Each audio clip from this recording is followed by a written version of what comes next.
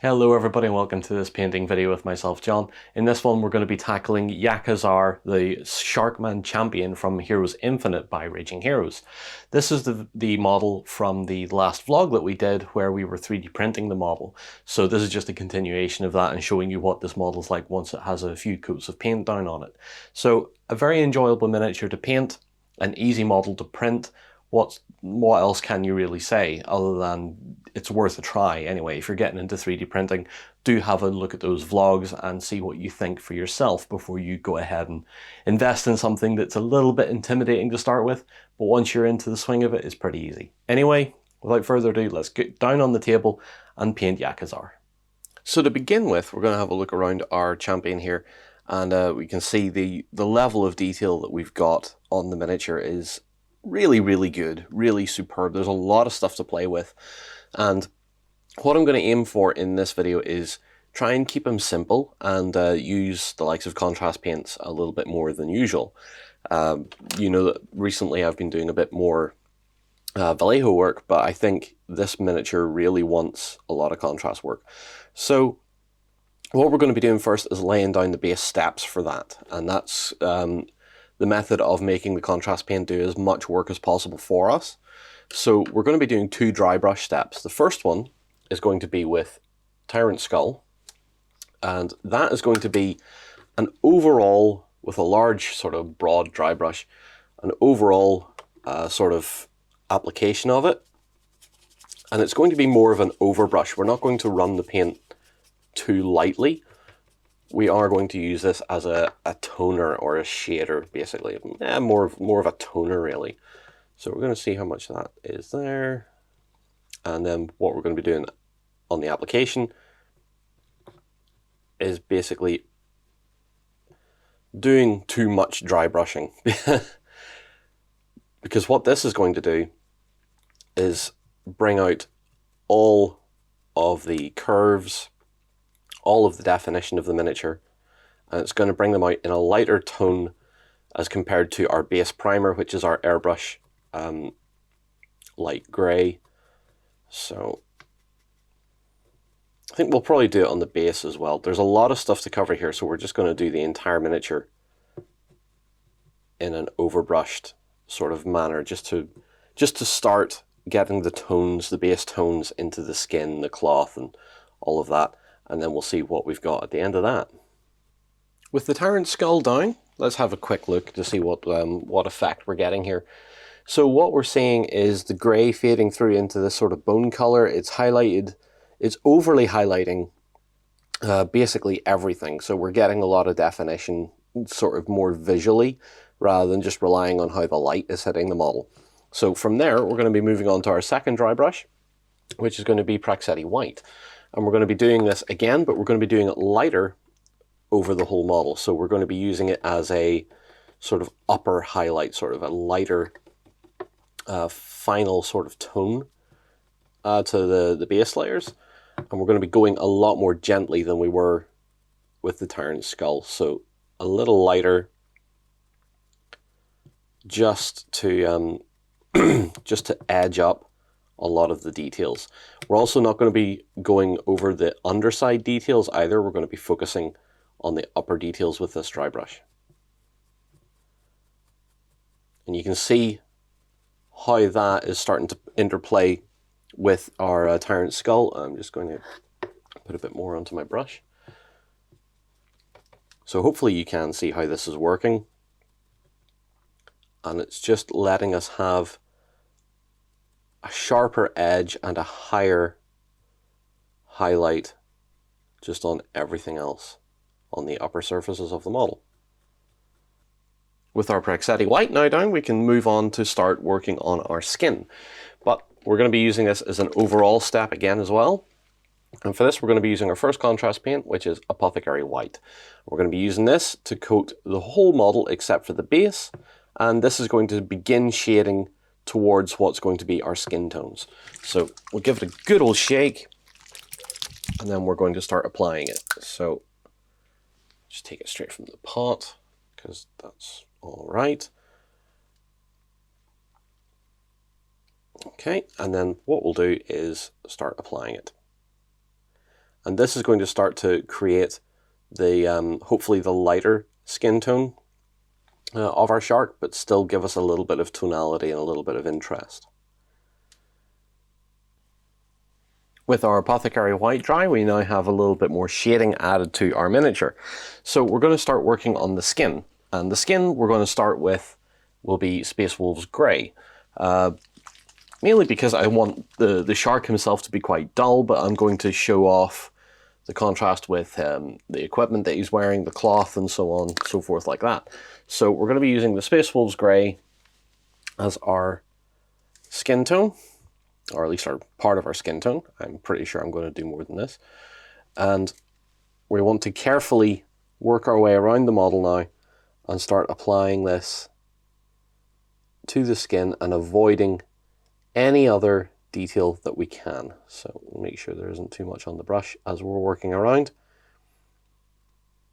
With our Space Wolves Grey now down and dry, we can see that we've started to get this bluey sort of nice skin tone building up, and it really does show you the level of detail we've managed to get out of the printer, and particularly out of the file for this model.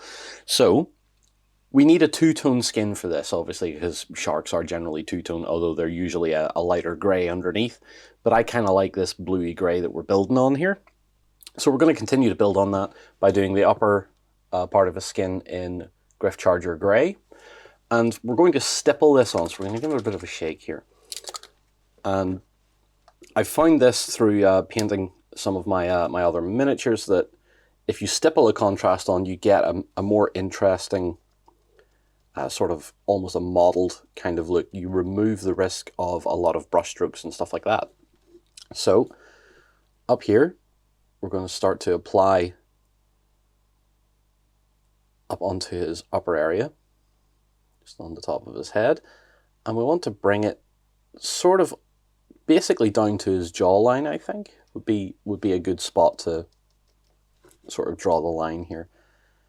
So patting it down over the eye and over the snout, sort of like that. And then we're going to work over the rest of the upper areas of his skin, his body and that. And we may do a couple of passes of this because we want to make the tone shift, the tonal difference, a little bit stronger than what we're currently getting with one pass. Although it's not bad, it could be a little bit more stark. It could be a little bit more interesting.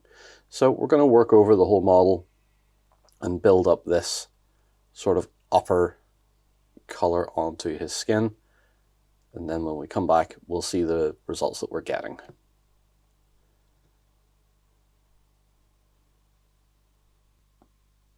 With our Gryph Charger Grey stippled down onto his upper surfaces, bar his legs really, and just the top of the arm, we can see now that we've got this nice modelled sort of two-tone going on here. Makes him, he does look quite shark-like actually with those. So what I want to move on to now is the leatherwork, and he has quite a lot of leatherwork on, to be fair. He's got a lot of wraps around his arms and his legs and his torso. So we're going to be doing all that now, and that's really going to start showing us the level of detail that this miniature actually has. I can't get over that two-tone. I love that two-tone. So what we're going to be going with is Gore Grunta Fur, because it's a heavy enough contrast that it's going to even go over the stuff that has other contrast paint on it. It's still going to look quite dark and quite good. So, as per usual, we're just going to take a little bit of it out of the pot and spread it onto my palette a little bit. And then on the miniature itself, we're going to start picking out our areas with the Gore Grunta Fur. So we're going to work on all this strapping that's all over his torso. We've got to be careful. As you can see, I've probably just made a mistake already, but it's going to be a case of patiently going over the model and doing all of this leather work. So with our Gore Grunta Fur now down, we can see the amount of leather work that we have on the miniature, and there's a ton of it, and it looks great. It looks absolutely great. keeping it simple like that with the contrast paints just helps things along a little bit more. What I would say though is if you want to make it a bit more consistent, do go back over the straps with a base color of some sort. You know, maybe the grey primer or a little bit of the like a wraith bone or something like that, just to brighten those up a little. Other than that, I don't mind that. I think that looks fine. A little bit of variation in the leather always goes a certain way to making it look more interesting. Now we're going to move on to the cloth detail. He has a fair amount of cloth, mostly around the lower torso, around his waist, and trailing out behind him here. And I'm going to go with a nice bright color, or a brighter color. We're going to go with Flesh Terror's Red, just because I want a bit of sort of brightness to him in some location. I know Flesh Terror's Red isn't the brightest of reds that the contrast range has, but I think it's going to work very well for our purposes. It's going to give us an interesting finish. So get some of that onto my brush. Make sure, in fact, we might change brush here for something a little broader. Not too broader though, just a little bit more. I think that one's going to do the trick. Should be it. And then on the miniature, it's just going to be a case of finding those cloth details and just giving them a careful coat.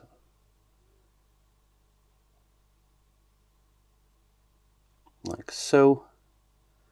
And then we're just going to go all around the miniature again and make sure we catch all the cloth details.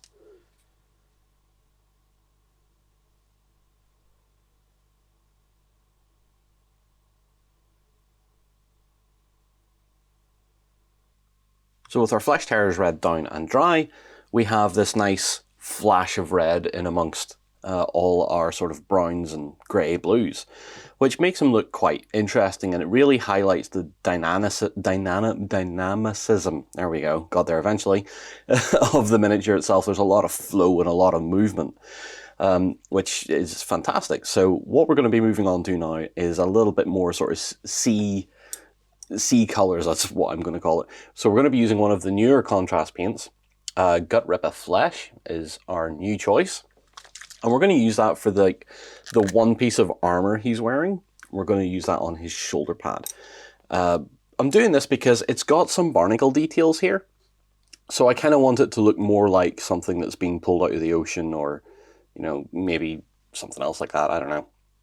In my head, it makes sense. So we're going to do that. We're going to give this just a very vague, quick run of Gutrippa Flesh, just to see what this paint does, and if we like the color. And I do want to keep it sort of that sort of bony-esque sort of coloration to it. So let's see what that looks like when it's dry. Now, our next thing then is we're going to move on to some Skeleton Horde. We're going to use that for the blades that he's carrying, and we're going to use that as well for the necklace that he has on as well, because we don't really want it to, well, we don't want it to fade away into the background with some sort of dark color. We want to retain a little bit of lightness with it. So first off, we're going to do the two swords. I think these are sort of scimitar-esque, are they? Is that the sort of blade style we have going on here? Sort of a scimitar? Anyway, we'll do that. We'll do the hilts in a metallic later on.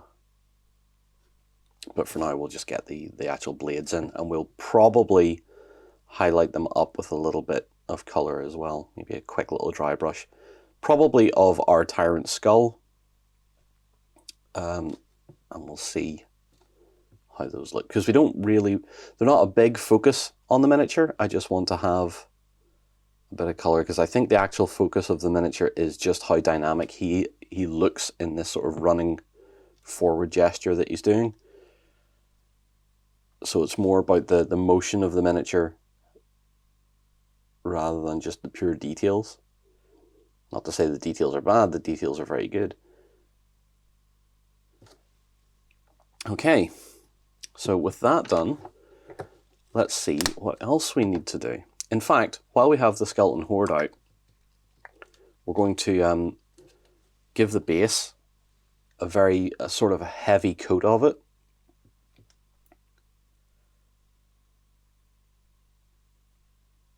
And my plan is to sort of maybe do a little touch of idiotic wet blending. But we'll see how this is turning out first. So just give this a nice, just good thick coat. It always seems with this first run of contrast paints is that you can really ham up the amount of work that the contrast paint is doing by throwing it down quite heavily and then just seeing how it settles. And it's because this base is quite flat with just a little bit of sculpted detail, you're getting an instantaneous result, and we have plenty of time to move the paint around and play with what it's doing. Make sure that we don't miss anything. And if it's pulling too heavy there, like around all this, we'll just remove that with the brush. Just tighten those lines up a little bit. Like so. Make sure that we're getting all the detail we want covered with it. Like that. Now, I have some Aggaros dunes somewhere. Probably. Yes, I do. Up on my shelf. I hadn't planned this part, so with the Skeleton Horde we're going to go on to Aggaros dunes for the second part of the basing. And my thoughts are to just sort of stipple it in amongst the ridges of the base and just see what happens, see if we get a tonal shift with that or if it's just going to spread out a bit too much. I'm not too concerned, I just want to see what happens more than anything. It's probably going to look a little bit too muddy. But that's alright, we can always just go back over this with another dry brush later on. With the base now dry, I'm going to go over a couple of little steps that I did off camera real quick. So I took some more of my Flesh Terror Red and applied it to the hilts or the handles of the two blades. I recoated the necklace, which I'm going to call the Surfer Necklace from now on, except without a shark tooth on it. It's just got a skull, which, you know, fitting for a shark. I've recoated that with a layer of Wraithbone, and I'm going to give that a quick run over with Skeleton Horde in a minute or two. But we're going to push on with our blades and a couple other colours. So the first thing is we're going to revisit with our Tyrant Skull, our dry paint, and we're going to give the blades a bit of a dry brush, just to bring back some of the definition to the model after putting the Skeleton Horde down on them. So let's see here, we'll start here and just start to bring back some of that detail, some of that edging. So just there, and that's bringing that back up again, looking nice and bright. Then up on the top.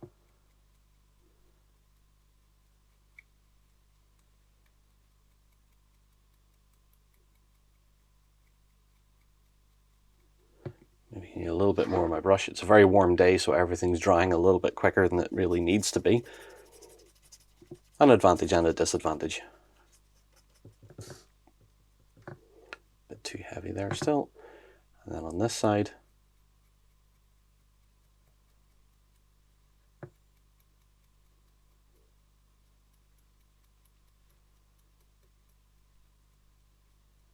just along that cutting edge there as well.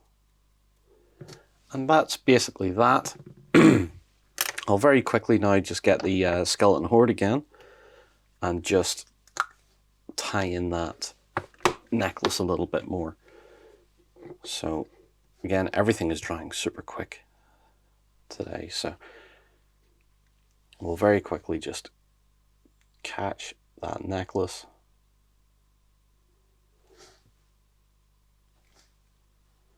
Up over the top.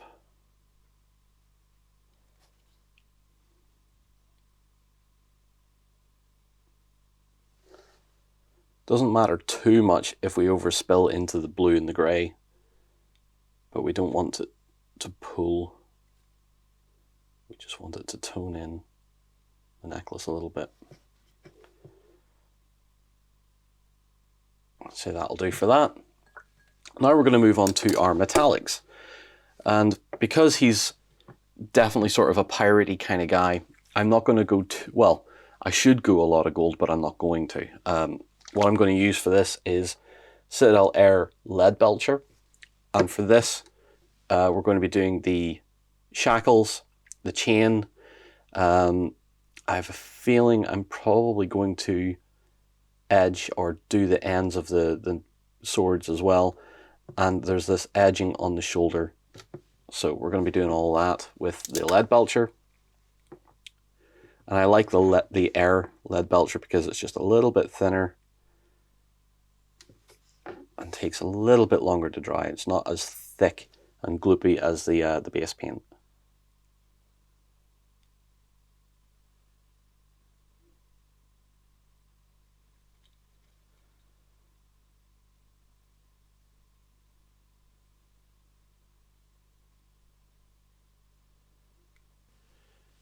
With the metallics now done, we're going to move on to shading them down with a little bit of Nuln oil. So we'll give that a bit of a shake. And just going to be a case of going back over all our metallic details with the Nuln oil. With the Nuln oil now dry, we can check out what we've got. I've also done the rim of the base, and the rim of the base was done with Vallejo chocolate brown. Just to not black the base, it suits the more browny tones. Could probably even go a little bit lighter if we wanted. Now we have 3 steps left to finish our model. And the first one is another dry brush, and we're returning to Praxeti white. And we're doing this because we want to make his teeth shine. So we're going to take our small dry brush and just sort of get the teeth and just edge them a little bit, just to make them stand out a touch more.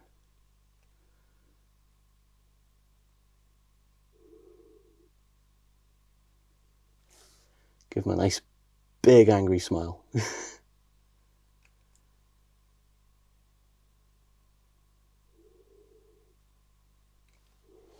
So basically just that, just a little bit more. There are eyes, but they're so small and they'd be painted black, so they're not really going to be much of an issue. So I'm going to wash my brush off there and set it to the side. Now, usually this is the point where I would matte varnish the model and call it done. However, I want to play with texture a little bit because the first varnish we're going to be using is our Ultra Matte, which I've used before. That gives us an incredibly matte finish, an incredibly flat look.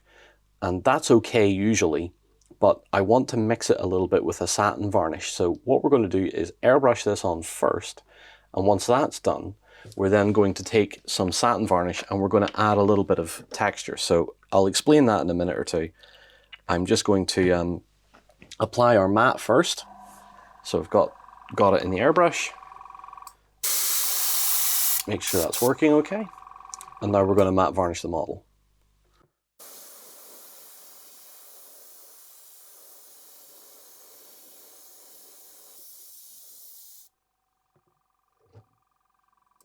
Right, so to talk about texture, satin varnish and matte varnish are going to do different things for me here. So obviously you can see the matte has really settled down the likes of the green, the red, and the leatherwork. So he's a shark and he's running on a beach.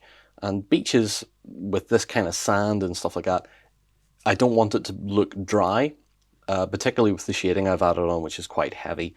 So what I'm going to be doing is using some Citadel Stormshield, which is a satin matte varnish.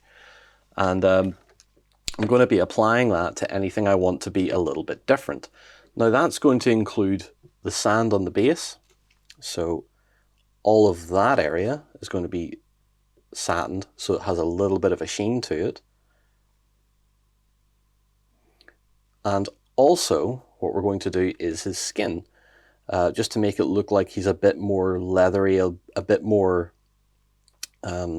rubbery sort of thing, you know, because a shark's skin is quite rubbery in texture and quite rubbery looking in finish. So it's okay to go matte, but I really wanted to see if this would work. So we're going to do that. So it's on the base now, and we're going to do his skin. And here we have our completed model. And what I'm going to say is, initially I wasn't too sure about the different varnishes, but they are doing something. They are working for us, because you can see that the red cloth, for example, is a lot more flat looking than his skin, which has this little bit of a sheen off of it, as well as the damp ground that he's running on. So doing that little bit of extra texturing work lets us play with items being damp or being different materials. So a lot of man-made materials, I would say, you could get away with doing this really flat matte look, but your sort of more skin sort of damp stuff really can be accentuated quite nicely with this change of varnish. So again, it's another little thing. It's a little tool in the box to play with if you really feel like it. Otherwise, the miniature has turned out pretty nice. I quite like the different colours that are playing with them there. So we're going through blues, greys, we're going up through reds and into greens. A little bit of bone colour in there, sort of a sandy, dusty beach look to it. Not too dusty, to be fair. But in general, I quite like the look of him, and even from the further out shot, you still get a lot of the contrast and a lot of the details there. So he should look good on the tabletop. He should look good for any sort of application you want to use him for, be it role-playing games or anything like that. As always, these miniatures only turn out so well because of Heroes Infinite and the work they do at Raging Heroes in their modelling department and stuff like that. Some really well thought out designs. They've certainly come a long way from the first few times we've seen them with Toughest Girls of the Galaxy and that sort of thing. So they've matured as a company, they've given us better quality stuff, and they're embracing this 3D print side of things, which I think is just vastly important, particularly in these modern markets now where everything's getting expensive. 3D prints have that ability to stay at a fairly low cost, and you get an amazing miniature out of it in the end. So as always, guys, thank you so much for watching. Please put your comments down below. If you want to see how this model was made, go and check out the vlogs on OnTableTop as well. But until next time, take care, stay safe, and see you again very soon. Go ahead and check out our other content on screen now. And while you're at it, why not hit subscribe and remember to ding our dong.